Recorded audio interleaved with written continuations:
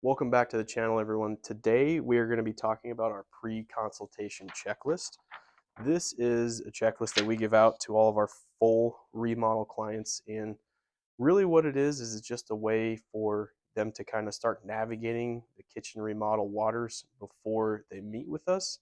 It's going to give them, a good base point to start having these conversations that are really central to how we plan and execute your kitchen remodel. And not just the you know top level question. We're also going to dig down on some of these and uh, kind of go a little bit deeper and say, okay, this is what we're actually looking for on this question. So number one is write down the top 10 things you hate about your kitchen. Now, the obvious one is that, okay, obviously your kitchen is outdated, right? It doesn't look aesthetically pleasing anymore. It's time to go.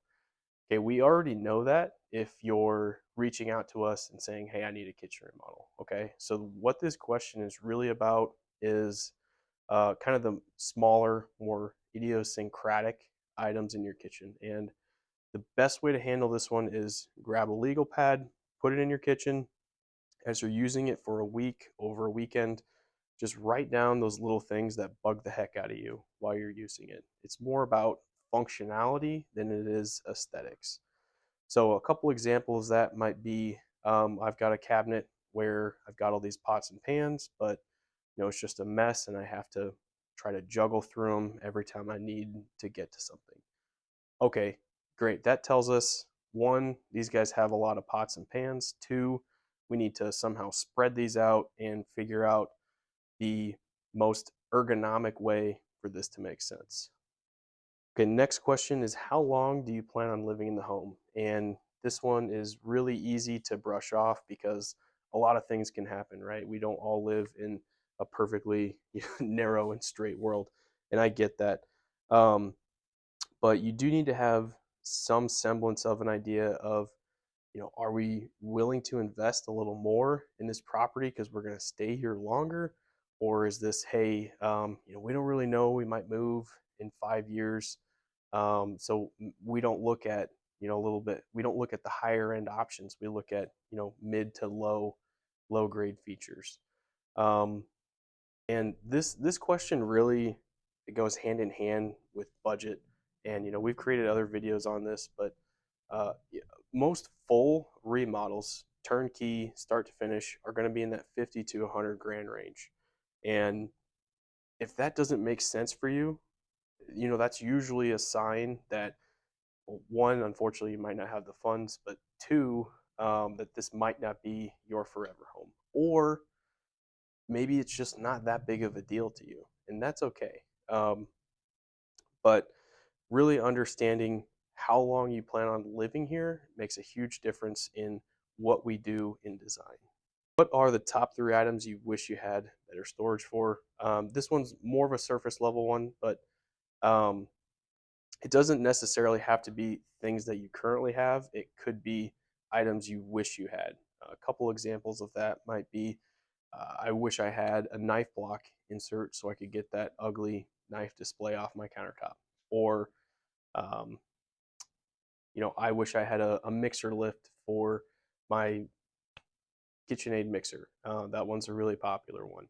So it doesn't have to be things that you currently have. It could be, kind of a wish list of, I wish this was easier and more ergonomic for me.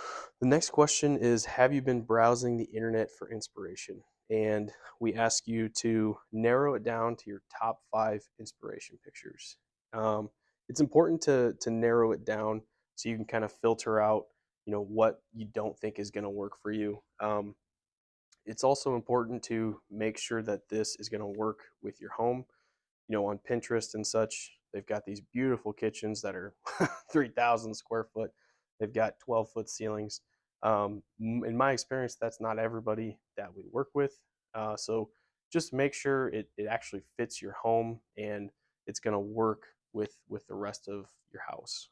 And also, what specifically do you like about each? So maybe it's just something simple as, I like how this picture has a, the island as one color and the perimeter cabinets as another. It doesn't necessarily have to be like, I like everything about this photo. It can just be one piece or aspect of it.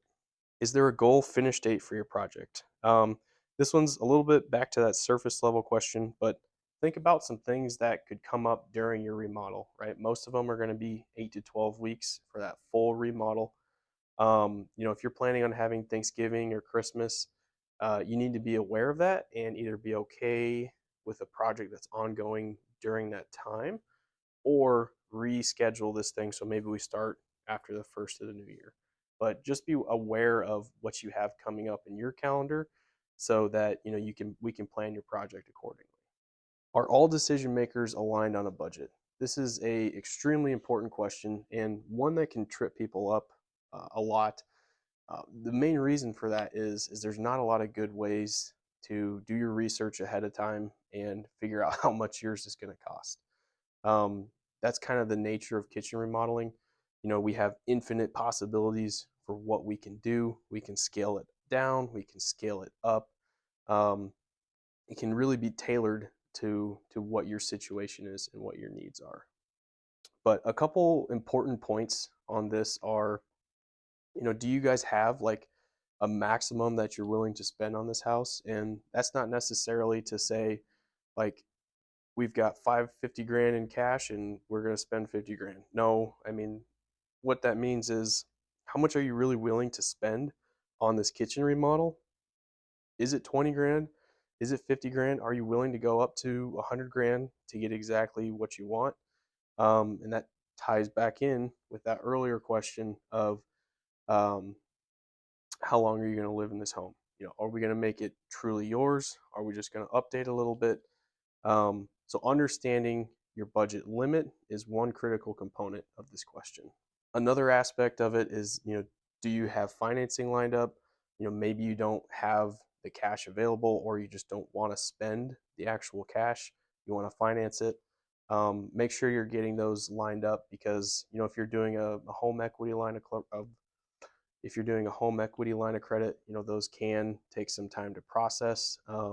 If you want to get going on it, make sure you've got those wheels in motion before you start. Is your budget realistic? Again, very difficult for a lot of homeowners to answer because they just don't know. And it's really hard for us to give an answer because we've done kitchens for 30, we've done kitchens for 150. Huge range that's really difficult to wrap your mind around. One little trick, that I've used in for me personally, in just deciding if something's really even worth it to me or not, is okay. Let's say something's going to cost 20 grand, and it's a similar situation where I don't really know for sure what it's going to cost, but I have that idea. If that cost doubled, would you still be okay with it? Say your budget in your mind is 30 grand. Okay, if it went up to 60, would you still be willing to do it? Now, I'm not saying that we're out to double your budget and break the bank, but just having that thought in the back of your head, like this might cost more than I expect, and that's okay. Trying to have that realistic expectation is going to help you in the long run. Just to kind of speak very, very generically on some budget ranges, um, to help you be a little bit prepared for your kitchen. If in very generic terms, if we're dealing with a smaller kitchen, we're just changing out cabinets, maybe only localized flooring, maybe backsplash countertop. We can get some of those down in like the 30 to 40 range. Typically, that's going to involve, homeowners doing some DIY stuff, some of their own elbow grease. Um, 40 to 60 range, it's kind of a mid-range kitchen for us. We're definitely not going into too many other areas of the home, but it's definitely completely turnkey. We've got, mid to upper mid level cabinetry and countertops in there. And then things that are 60 to 100, 150, those are much more involved, multiple rooms, possibly bearing walls being removed or just reconfiguration in general, plumbing being moved. So those brackets can hopefully kind of tell you which range you're going to be in, from not involved to kind of a mid-level to sort of a higher end kitchen remodel. Okay, what are 5 qualities you're looking for in the company that you hire? Obviously we all want somebody that's trustworthy, responsive, reliable, but do a little more research than that. I mean, are you looking for somebody that's got a great social media presence, that's got great online reviews, that has an awesome showroom, um, you know, that you actually meet their subcontractors and they do a walkthrough with you? Those are kind of some tertiary important things as well. But make sure that the company that you hire, their values are in line with yours, not politically or anything, but how they operate. And then finally, what are your top 5 questions for Riverbend kitchens?